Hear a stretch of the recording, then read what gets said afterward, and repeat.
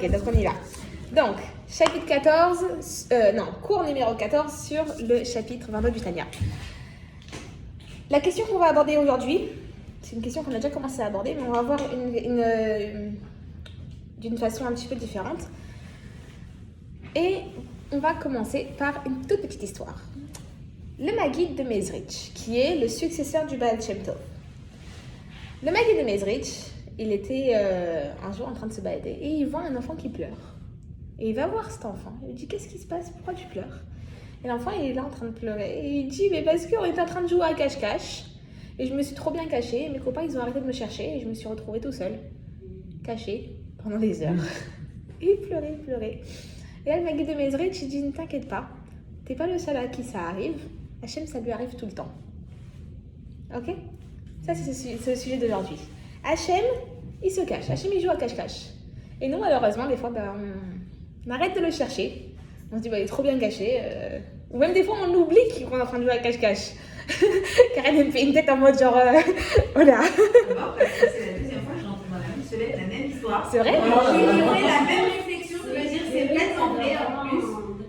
Ça doit être si Joël a entendu. Oui, moi aussi, j'ai entendu, mais c'est Rivka qui me l'a raconté lundi et j'ai fait la même tête. Mais je te promets, il faut que je me coordonne avec Rivka parce qu'on fait tout le temps les mêmes cours. C'est incroyable.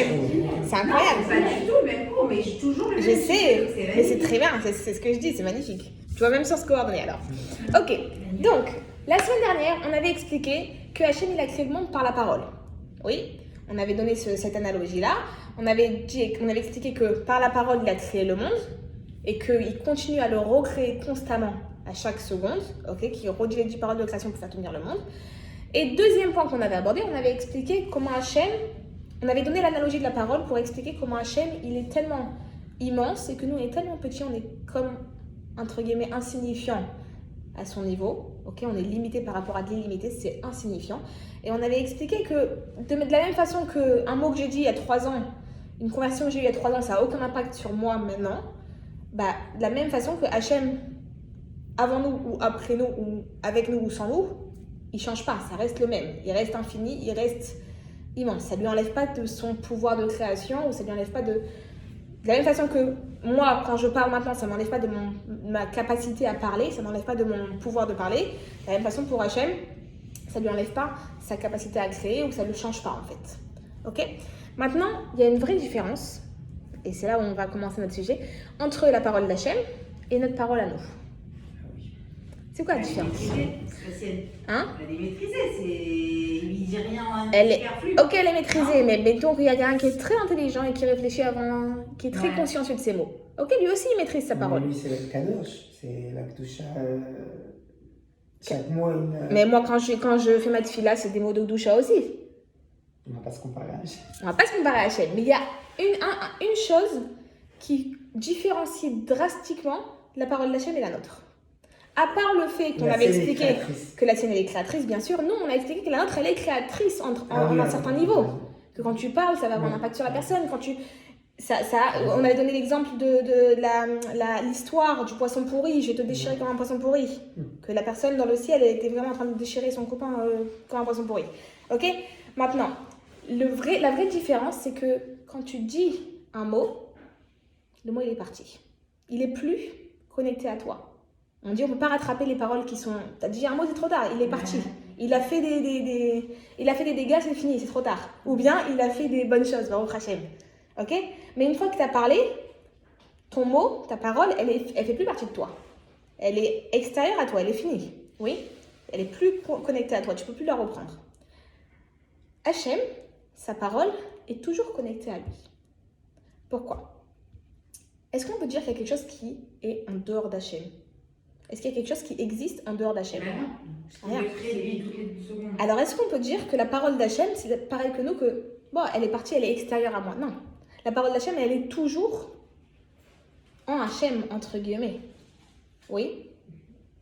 Ça n'existe pas que elle est partie d'Hachem. Ça n'existe pas que, c'est dit, c'est parti. Non. Ça reste dans Hachem, en fait. Est-ce qu'on est d'accord sur ce point-là? Oui, non, peut-être pas trop. Ouais. J'arrive pas Si, parce que par exemple, même si un truc a été décrété, par exemple, Hachem, il a dit un truc comme ça, après, ça peut changer, tu vois. Il y a des choses qui peuvent.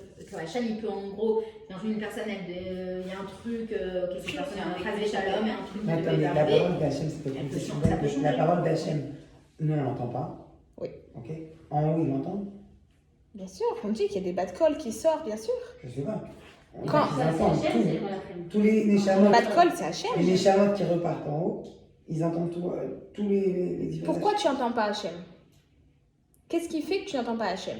Et là d'ailleurs, on va en Bon, parler. les derniers, on est en bas On a Moi, c'est vraiment des. Le tambour en haut, il part. Exactement, mais c'est vraiment dans le sujet. En fait, concrètement, pourquoi nous on ne voit pas Hachem, et d'ailleurs c'est vraiment le sujet d'aujourd'hui, c'est que concrètement, oui, cache-cache, mais c'est que on a des voiles. On a une clipa, comme tu as dit Kael, on a une écorce qui fait que tu peux pas voir. C'est comme si je te dis, tu es dans une voiture et tu as ton pare-brise complètement embué. Tu vois rien. Est-ce que ça veut dire que tu peux pas voir? Non. Tu peux potentiellement le voir, mais il faut mettre les essuie-glaces en route. Et d'ailleurs, je te donnais un exemple. Je crois que je vous l'avais raconté la semaine dernière, la semaine d'avant. Que l'Admour Azaken, à la fin de sa vie, c'était quelques instants avant qu'il parte, il a dit à son petit-fils, si je vous dis pas de bêtises, oui, à son petit-fils, il lui a dit, tu vois le plafond, le lustre, toi tu vois un lustre. Moi je vois les lettres d'Hachem de ce lustre. Moi je vois l'étincelle divine qui est dans ce lustre.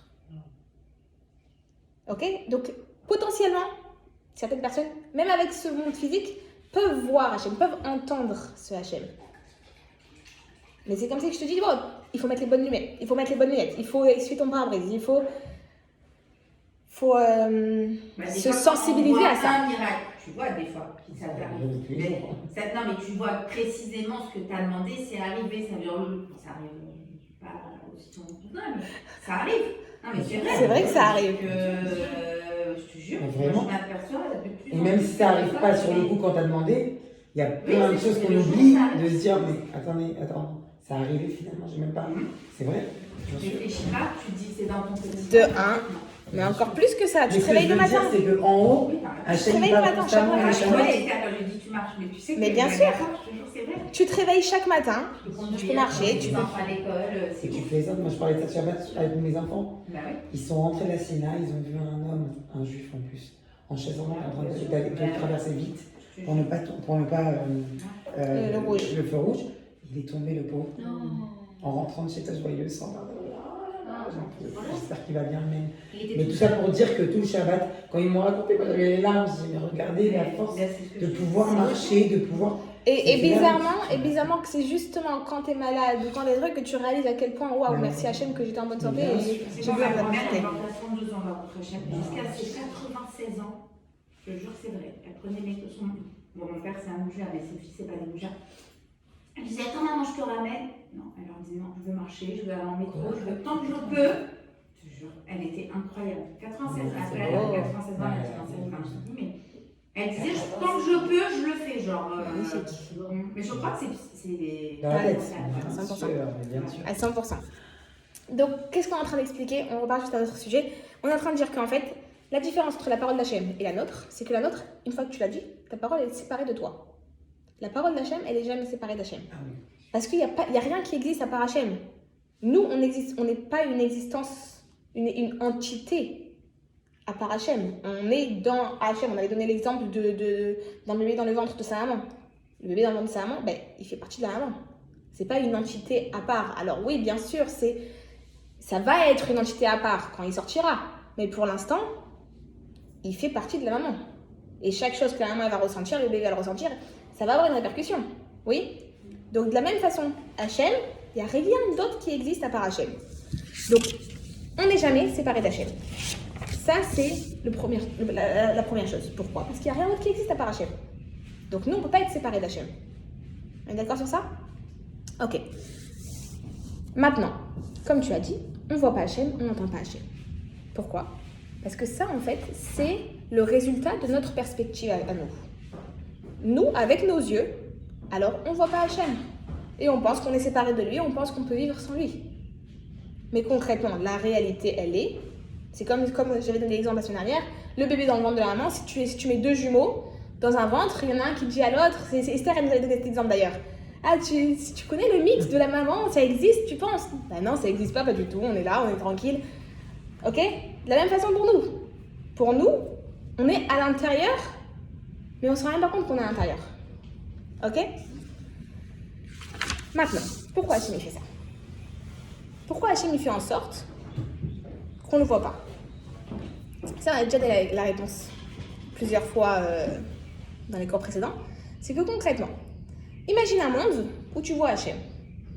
Imagine un monde où ce que tu vois, c'est de la divinité. Où tu vois, comme la Moazaken, il voyait dans le lustre, il voyait l'étincelle d'Hachem dedans.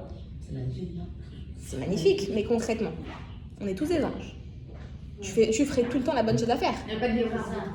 Il n'y aurait pas de libre arbitre, exactement. Tu n'as pas de libre choix. Tu ne peux pas choisir de faire le bien ou le mal. Tu peux pas choisir. Et alors pourquoi c'est mal? C'est pas vraiment. C'est très bien, c'est très très bien. Et ça aurait ce été qu'on ça, prie. ça aurait été magnifique. Et c'est ce qu'on prie pour avoir, et c'est Bah oui. ce qu'on aura quand Mashiach viendra. Mais concrètement, le but du monde, c'est quoi? C'est le mérité, non? S'il n'y a pas ça, tu n'as pas de mérite. C'est comme la semaine dernière, il y a quelqu'un qui m'a dit, il y a ma fille qui m'a posé une question, elle m'a dit pourquoi les goïms ils existent.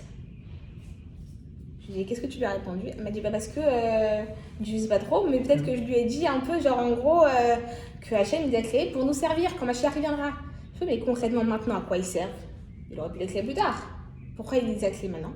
C'est que concrètement s'il n'y avait que des juifs, s'il n'y avait que des gens qui sont dans Sefer Torah Mitzvot, t'as pas de libre choix. Il y a une façon de faire la chose. Là que tu as des goïms, tu as des chrétiens, tu as des athées, tu as des musulmans, tu as plein de choses différentes. Et en plus, ils te ressemblent. C'est des gens qui sont comme toi, en fait. Tu peux te dire, mais pourquoi lui, il est différent? Pourquoi il pense différemment de moi? Peut-être que c'est lui qui a raison. Et si ton enfant Ça te donne un libre arbitre. Alors, Il n'y un a goy, pas d'âme divine, elle a dit Rivka. Divine. il a une âme qui le fait vivre, il a un souffle de vie qu'Hachem lui donne, comme à tout le monde. Il y a plusieurs niveaux dans l'âme. Nefesh, Ruach, Neshama, Chaya, Yechida. Nefesh, tout le monde là. C'est ce qui te fait vivre, c'est le souffle de vie. Hachem, quand Hachem il a créé Adam, c'était juste un corps. C'est quoi la différence entre un corps mort et un corps vivant? Parce qu'il y a des corps qui sont très healthy mais qui sont morts. C'est pas forcément que le cœur il a explosé ou que. Shalom. Des fois, le cœur, d'ailleurs, il y en a que quand ils meurent, ils prennent des organes et ils les donnent pour guérir d'autres personnes. Oui, des dons d'organes. Les organes en eux-mêmes, tout va bien. Alors qu'est-ce qui fait que la personne n'est pas vivante? Mais c'est fou ça. Il lui manque ce souffle de vie. C'est ce souffle de vie qu'Hachem y met. Et c'est pas juste ça s'appelle une âme, entre guillemets. C'est pas une âme divine, c'est pas une neshama, mais c'est un souffle de vie. Neshama, c'est l'âme divine. On appelle ça, c'est le niveau de neshama de la neshama. Neshama, c'est l'âme, mais dans l'âme, il y a 5 niveaux. Nefesh, Ruach, Neshama. Chaya Yechida, ils sont pas en haut. Chaya Yechida, on avait dit que c'était des niveaux qui sont C'est 2 actes. en dehors, exactement, en dehors de nous, et qu'on va les utiliser, entre guillemets, quand ce sera des moments de Messirut Nefesh. Ok, des moments où c'est... Ok, comme dans les histoires qu'on avait racontées de la Shoah, etc., etc., c'est dans ces moments-là où ces 2 niveaux-là de Chaya et Yechida, ils vont se révéler.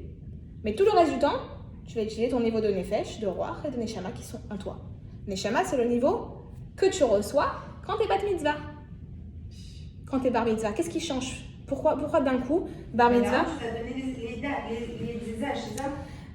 Pourquoi quand tu es bat mitzvah, tu dois faire une fête? Pourquoi c'est un big deal? Qu'est-ce qui change? Pourquoi tu fais pas ça à 11 ans? Pourquoi quand c'est pas 11 ans et 9 ans et 8 ans? Pourquoi pile-poil 12 et 13 ans? Parce que c'est à ce moment-là où ça veut dire quoi? Tu deviens responsable de tes mitzvot. Qu'est-ce qui se passe concrètement? Qu'est-ce qui change? C'est que tu reçois ta neshama complète. Tu reçois cette 3e partie en plus. Elle rentre en toi. Et au mariage, t'as quoi alors? C'est quoi l'étape? Au mariage, C'est une nouvelle étape, non? au mariage, c'est comme si je te dis, tu recommences à zéro. C'est passé de tout, exact. Tu reprends à zéro. C'est un nouveau cycle de la vie. Ah, mais ça change pas. Non, tu es complète. À 12 ans, tu es complète. Ok? On repart sur ce qu'on disait. Le libre arbitre. Ok? Si concrètement Hachem était dévoilé complètement, il n'y aurait pas de libre arbitre. On est d'accord sur ça? Oui? Tu vois très bien la divinité d'Hachem. Tu vois que ça c'est bien, ça c'est mauvais. T'as aucun problème. Même les srouillottes, c'est Hachem qui les a créées. Qui a créé Il a créé ce système, il a fait exprès, bien sûr. D'accord, mais pourquoi il a fait ce C'est lui qui a choisi. On peut pas être, oui, on peut pas être à l'évidence, on peut pas savoir pourquoi il a fait ce système. Pourquoi? Parce que le temps du Mashiach, il va y avoir des dargotes, des levels, différents levels de juifs par rapport à nos vies précédentes. C'est quoi le concept exactement des srouillottes? Le concept, Parce qu'on dit que chaque juif a une part de Olam Haba. exactement. Donc, Tous les juifs, ils ont une part dans l'Olam, mais- ça c'est sûr. Et c'est pour Bon, ça. je sais pas si c'est un mais, Et c'est pour ça que le Gehinnom, il existe. C'est quoi le Gehinnom? Le Gehinnom, c'est pas l'enfer. Le Gehinnom, c'est comme si juste une machine à laver pour te nettoyer de toutes les erreurs que tu aurais pu faire dans ce monde. Et quand tu arrives après au prochain monde, au prochain cycle, tu es toute propre. D'accord. C'est juste une réparation en fait. Ok, c'est juste à 2 minutes avant de rentrer tu vas voir un président. 2 minutes avant de rentrer, attends, viens, tu prends ton fils, tu le réembrailles, ah mais j'ai pas envie de m'embrailler, c'est dur pour lui. Ok, chacun à son niveau, tu vois. Mais en gros, il faut l'arranger avant de rentrer. C'est pareil, le Gehinnom, entre guillemets, chez les juifs, ça dure pas plus que 11 mois dans le pire des cas. C'est pour ça qu'il n'y a que 11 mois de Kaddish. Je savais pas. Pourquoi on fait que 11 mois de Kaddish? C'est quoi le Kaddish? Le Kaddish, c'est pour aider l'âme au cas où il y aurait et à réparer. Et on dit que l'âme, elle ne peut pas être plus qu'1 an au Gehinnom. Et Ah, c'est pas 2 minutes, la dernière fois tu nous as dit 2 minutes. Non, pas possible, peut-être pour des tzadikim. attends, ça dépend pour qui. C'est pas Ça pour dépend des- pour La qui. dernière fois elle nous a dit, il faut pas avoir peur de Mashiach parce que même si tu passes dans la machine à laver, tu passes 2 minutes. Non, là, je te parle de Mashiach. On parle pas. Une seconde. Non, Exactement. ça, si on est zoré que le Mashiach c'est aujourd'hui. Ça, C'est ça ou pas ce sera Mashiach.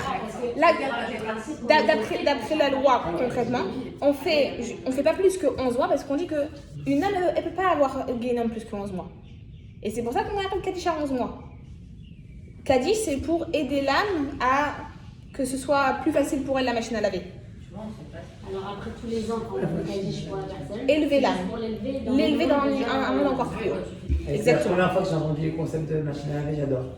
Quand ils te disent à l'époque, il y a plein en Israël, ils te disent c'est le feu, ils te montrent le feu là. Tu peux avoir une machine à laver mode chaud si tu veux. Tu peux avoir mode froid, mode délicat, tu peux mettre ce que tu veux comme mode.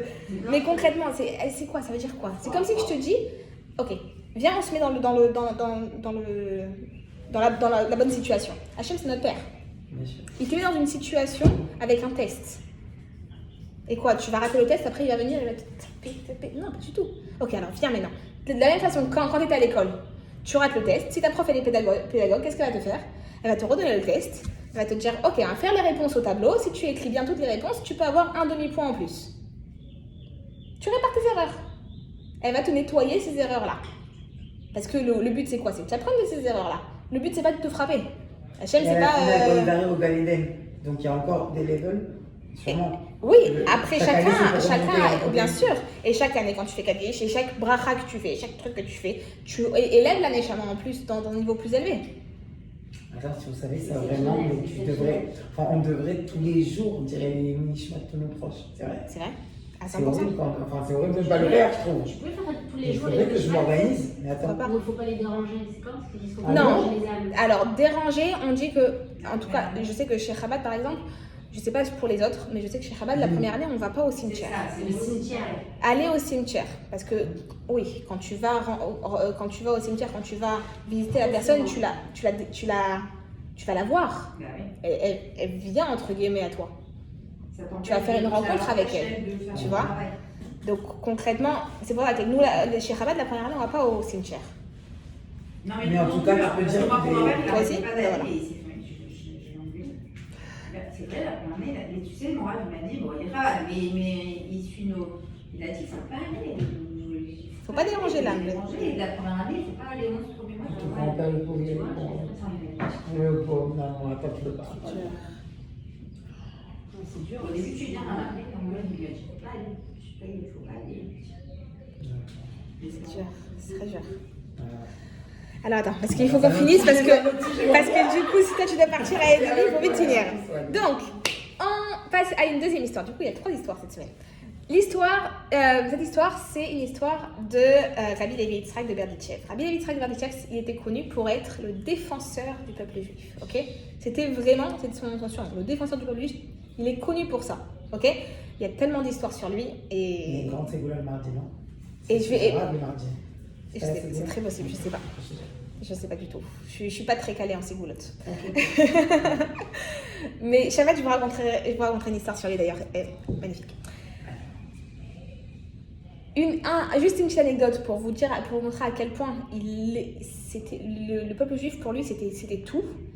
Il y avait un jour un juif qui était en train de faire cette fille-là. Il est au talit, cette fille, etc. Il est en train de faire cette fille-là. Et un peu milieu de cette fille-là, il s'arrête pour X ou Y raison, je sais pas. Et il sort dehors et il commence à réparer sa roue de sa charrette. Et il y a un monsieur qui passe à ce moment-là, un juif qui passe, il le voit. Il dit, regarde ce juif, il est tellement impliqué dans sa matérialité qu'il s'arrête de prier pour ça. Et à ce moment-là, il va voir Rabbi Yitzhak Berditchev, il dit, Rabbi Levi Yitzhak, regarde ce qu'il fait. Il est avec son talit, il est né. Et qu'est-ce qu'il répond lui, Rabbi Levi Yitzhak? Il dit, tu te rends compte? Regarde, Ribono Shel Olam, regarde ton fils. Que même s'il a besoin de réparer sa roue, il trouve quand même le moment de prier. Ok, ça c'est juste un petit exemple pour vous montrer comment il pense.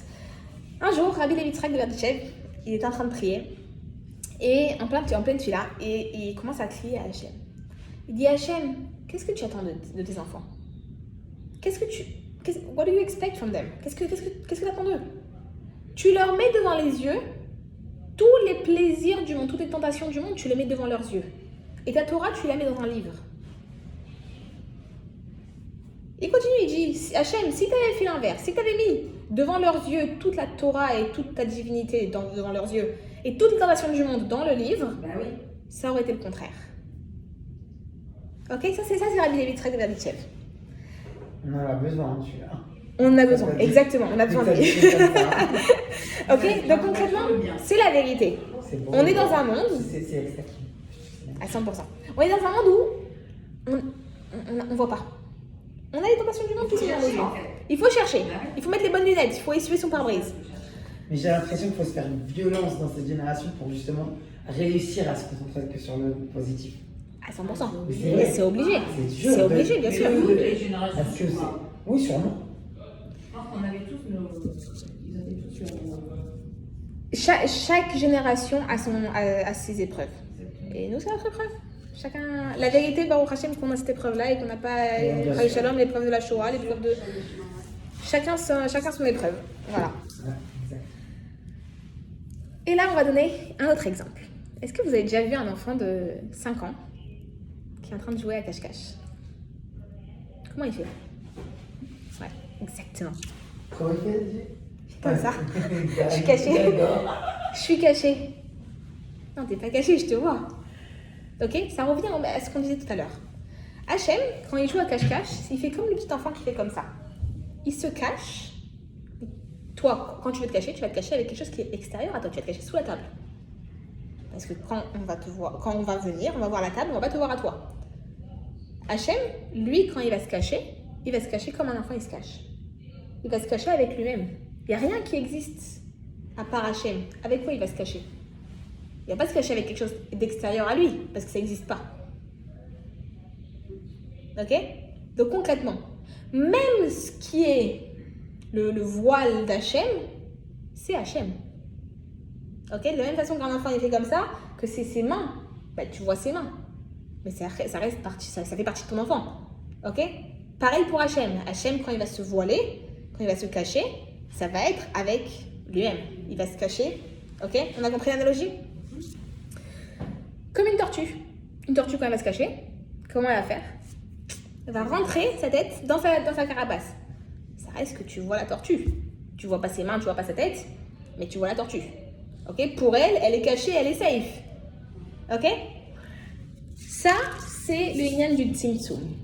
Le Tzimtzum, en fait, le Tzimtzum, c'est quoi? C'est la contraction d'Hachem. Quand on a dit il va venir dans ce monde, pourquoi on ne le voit pas, etc.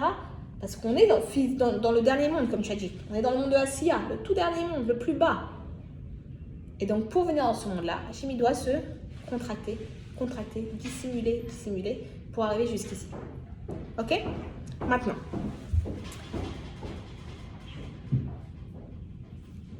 certains éléments, et là on va parler de la clipa, certains éléments, ils vont recevoir leur vitalité d'Hachem de façon plus profonde que d'autres. Je vous donne un exemple. Tu vas devoir donner, tu vas vouloir donner $150 à ta fille parce qu'elle s'est super bien comportée. Tu veux lui faire un cadeau. C'est comme ma fille Charlie. $50, on va aller au mall, on va te faire kiffer. Comment tu vas lui donner? Tu vas être hyper contente. Tu vas venir la voir, tu vas la prendre sa part, tu sais quoi et tout. Tu vas lui faire comme un moment spécial pour elle. Tu vas lui donner et tu vas être contente de lui donner. La même somme, $150. Ok?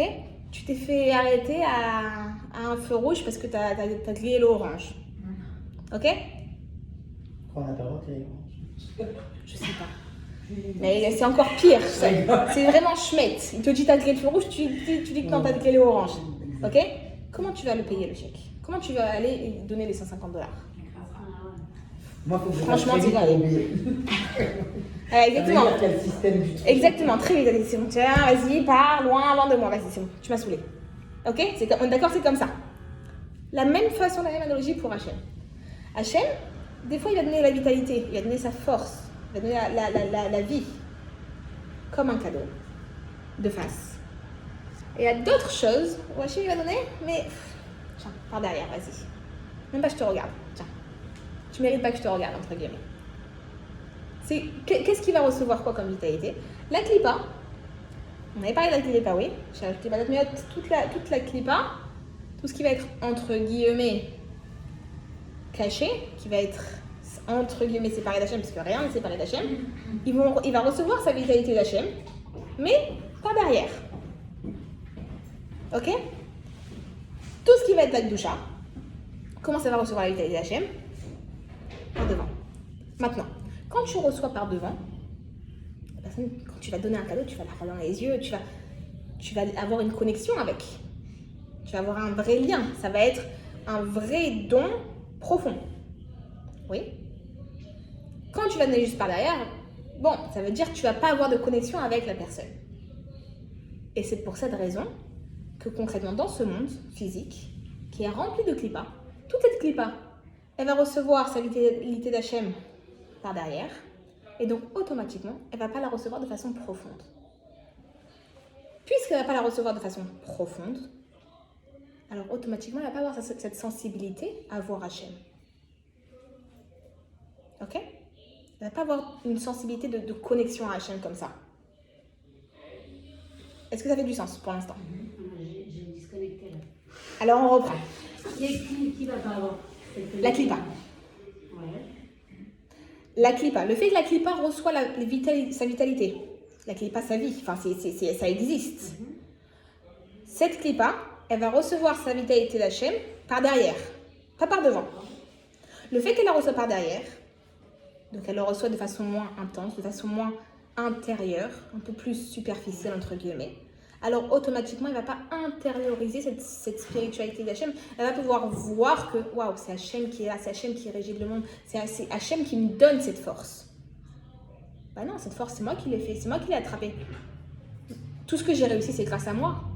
J'existe sans Hachem. Si la clipa elle pouvait parler, la clipa elle te dirait j'existe, c'est moi, par moi-même. Et si elle pouvait avoir une discussion avec une autre clipa, qu'est-ce qu'elle dirait? Elle dirait c'est Hachem qui a besoin que j'existe. C'est grâce à moi qu'Hachem il existe limite. La clipa, c'est des Zahara ou quoi? La clipa, pour c'est sa propre source d'existence. Elle n'arrive pas à se connecter, elle n'arrive pas à voir quelle est sa source réelle d'existence. C'est quoi sa source réelle d'existence? C'est Hachem. Quand tu dis la clipa, tu parles du monde en fait, c'est le monde? Oui. D'accord. Parce que tout est une clipa. Ça dépend. Ça dépend quoi dans le monde? Il y a une plus épaisse que d'autres. Bien sûr. Exactement. Mais là, on parle de la clipa. D'accord. Et automatiquement, en fonction de ce niveau-là, c'est aussi en fonction de comment ils ont reçu leur vitalité d'Hachem.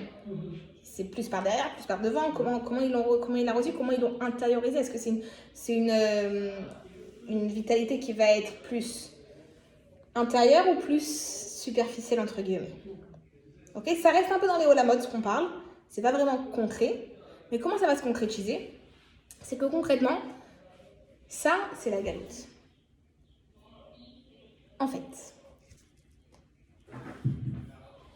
il y a deux sortes d'idolâtrie. La galoute, c'est quoi? La galoute, c'est que le fait qu'en fait, cette clipa ne va pas avoir la sensibilité de réaliser qui est Hachem et que Hachem, c'est lui le créateur. Et ça va nous amener sur ce sujet de l'idolâtrie. L'idolâtrie, c'est quoi? Tu as deux types d'idolâtres. Tu as l'idolâtre qui te dit, ça n'existe pas, il n'y a pas de Dieu. Oui. Donc, il va te trouver d'autres dieux, qui va te dire, bah, je décide que cette pierre, c'est mon Dieu, cette force, c'est mon Dieu, cette idée, c'est mon Dieu. Et il y en a qui vont te dire, tu sais quoi, non, il y a un créateur. Mais ce créateur, il a des serviteurs et il leur a donné à chacun un rôle de gérer le monde. Il leur a donné à chacun, vas-y, tu t'occupes de ça, tu t'occupes de ça, et moi, voilà, moi je suis là d'en haut et je regarde comment ça se passe. Ceux qui disent, waouh, il faut servir le soleil, il faut servir la lune, il faut servir les étoiles. Qu'est-ce qu'ils disent? Ils disent qu'en fait, oui, il y a eu un créateur. Maintenant, il a donné à chacun. Il a donné le soleil, il a le pouvoir du soleil. La lune, il a le pouvoir de la lune. Et chacun a un pouvoir spécial. Et c'est eux maintenant qui sont les dieux. Oui? Maintenant, de nos jours, on sait que c'est complètement faux. Parce qu'on n'a pas ce Yetzer Hara de l'idolâtrie. Mais on a un Yetzer Hara un petit peu différent, qui va être un dérivé de l'idolâtrie, qui va être l'arrogance. C'est quoi l'idolâtrie? L'idolâtrie, c'est qu'en fait, tu vas dénigrer Hachem. Tu vas dire, non, Hachem, c'est pas la seule source d'existence. C'est ce que la Clipa a fait. C'est quoi l'arrogance? L'arrogance, c'est quand tu vas dire, t'as vu où j'en suis arrivée? J'ai travaillé dur et regarde ce que j'ai réussi. Ah oui, c'est Rien réussi du tout. T'es rien. C'est Hachem qui t'a mis là, c'est Hachem qui t'a donné les forces de travailler, c'est Hachem qui t'a donné le courage de travailler, c'est Hachem qui a fait en sorte que tu réussisses. Il n'y a rien qui existe à part Hachem. Toi, tu n'existes pas à part Hachem. C'est quoi l'arrogance? C'est un resserre à Karatatov, d'être dans la reconnaissance et d'avoir l'évidence que c'est Hachem, c'est pas toi. Exact. De ne pas avoir cette fierté de. Exact. L'arrogance, en fait, c'est ce qu'on a dit. C'est le fait que, comme la Clipa, qu'est-ce qu'elle dit? J'existe de moi-même. L'arrogance, c'est de penser que tu existes de toi-même. Tu n'existes pas de toi-même. Si tu existes, c'est parce que Hachem, à ce moment-là, il est en train de dire ton nom. Si tu existes, et si tu as ces qualités, c'est que Hachem, à chaque seconde, il te redonne ses qualités. Une chose, on dit aussi le Kaas, c'est l'idolâtrie. C'est comme l'idolâtrie. Alors, pourquoi? Alors, pourquoi? Parce que tu avais dit, ça vient aussi de l'arrogance. Avec pourquoi moi, on m'écoute pas. Moi, de quel droit il me parle comme ça m'est quitté? Tous ces trucs-là, ça revient à notre arrogance, à notre moi. À notre moi, j'existe. Tu n'existes pas. Tu existes oui. Parce que Hachem veut que tu existes. Mais il n'y a rien d'autre qui existe à part Hachem. Ok? Et là, on arrive à notre dernière petite histoire. C'est l'histoire d'un Israélien qui s'appelle Ophir. Ophir, il n'a jamais été très religieux. Et il est en quête de spiritualité. Il décide, après plusieurs mois et années de recherche et de recherche sur Google et d'aller voir un petit peu partout, il décide d'aller en Inde et de se dire, tu sais quoi? Je pense que la méditation, c'est un bon moyen de se connecter à la spiritualité. Je vais aller dans un monastère. Je vais aller chez les moines là-bas hindous. Pendant des mois et des mois, je vais méditer et là, je vais me connecter à la spiritualité. Tu connais l'histoire? Non, moi je connais pas l'histoire, mais elle parlait de ça Elle aussi. ça, parce que son père, tu sais que c'est comme ça qu'il a fait des choix. Incroyable! Ouais, c'est fou. C'est fou ça. Ouais. Je te jure, faut que je me libère pour les cours de lundi et il faut que je vienne aussi. Mais le problème, c'est que si je viens, après, je vais changer le cours de jeudi pour faire la même chose. Tu le regardes. Exactement. C'est comme ça que ton père a fait des choix. Donc, notre Ophir, il va... Il s'appelle Ophir? Non. Notre Ophir, il arrive au monastère après... Et une seconde. Avant de partir, son grand-père vient le voir. Il lui dit, écoute, je sais que pour toi, ça va rien vouloir dire.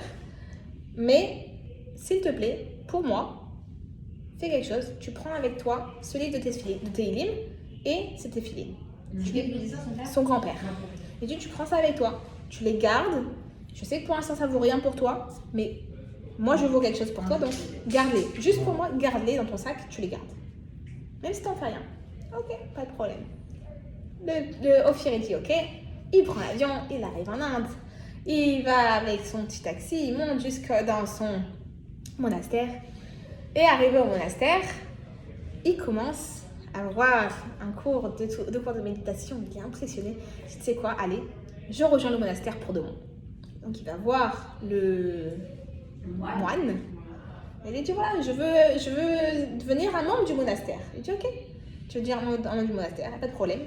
La règle, c'est que pour pouvoir se connecter à la nouvelle spiritualité, il faut abandonner tout son passé.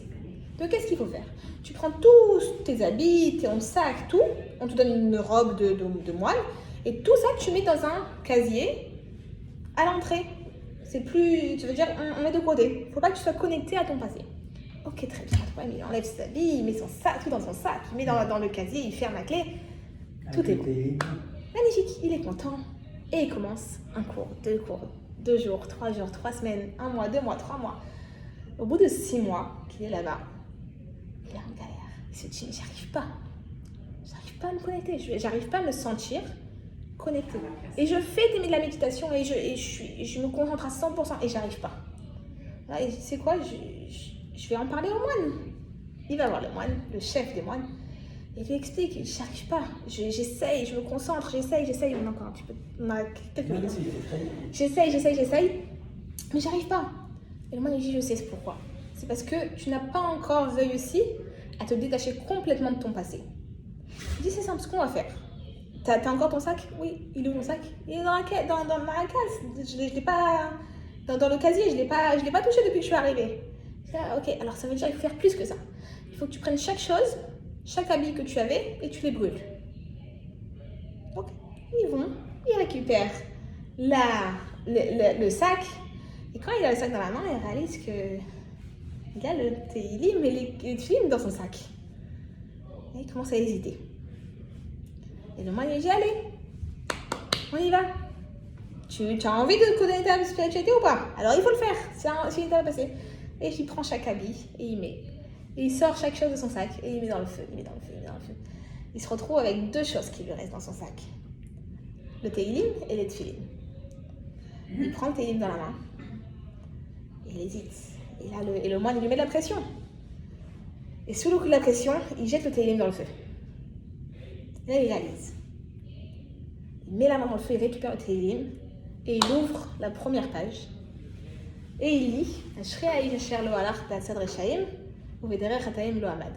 Béni soit l'homme qui ne s'est pas tenu au milieu des Rechaïm et qui ne s'est pas assis avec eux.